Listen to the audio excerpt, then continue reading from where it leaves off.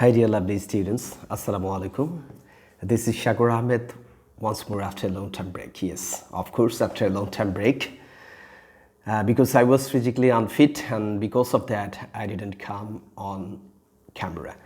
So right now I'm well by the grace of my Almighty Allah, and hopefully you all are well by the grace of your Almighty. So dear guys, today in this lesson I will show you a structure which is commonly used in conversation English.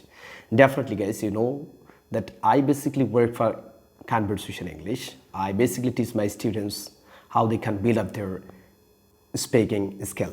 So in this lesson I will show you a basic structure which is common, very much popular in conversation English. So what is this structure? Yes, listen to me carefully. The structure is keep plus verb ing from plus until the end. Listen to me carefully again.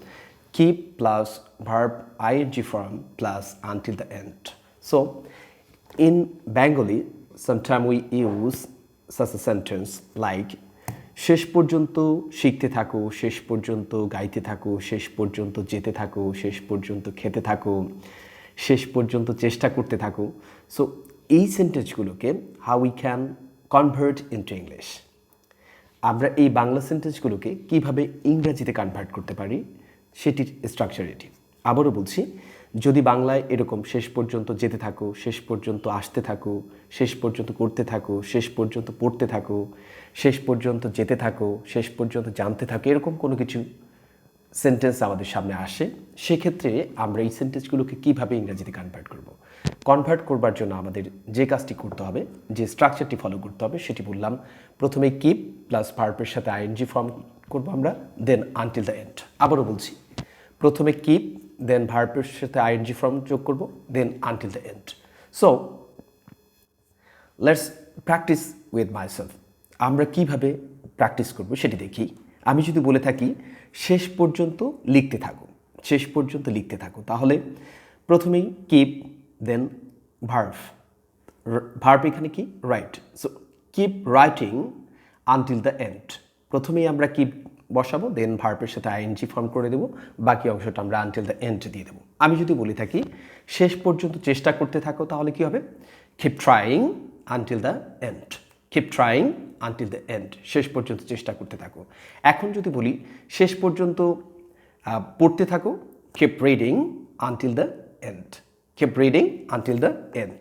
আমি যদি বলি শেষ পর্যন্ত বলতে থাকো, তাহলে কীভাবে করব আমরা? ইয়েস, কীভাবে? কিপ বলতে থাকো, keep saying until the and. Keep saying until the and. একইভাবে আমি যদি বলে থাকি আমরা শেষ পর্যন্ত যেতেই থাকো, keep going until the end. So এরকম সেন্টেন্সগুলোকে শেষ পর্যন্ত লিখতে থাকো, শেষ পর্যন্ত জানতে থাকো, শেষ পর্যন্ত আসতে থাকো, এরকম সেন্টেন্স যদি আমাদের সামনে চলে আসে, সেক্ষেত্রে আমরা ইংরেজিতে কনভার্ট করবার জন্য আমরা এই স্ট্রাকচারটি ফলো করতে পারি. কিপ প্লাস ভার্বের ING form plus until the end. So guys, keep plus verb ING form plus until the end, এই স্ট্রাকচারটি ফলো করে আমরা এরকম অজস্র বাংলা সেন্টেন্সকে আমরা ইংরেজিতে কনভার্ট করতে পারি. And then we can use such kind of sentence in our daily conversation. So guys, if you think you need to change your conversation English, you need to be fluent, you need to be smarter than the previous, that time definitely you should try to use some structure which is very much commonly used in conversation English. So কিছু structure আমাদেরকে follow করতেই হবে.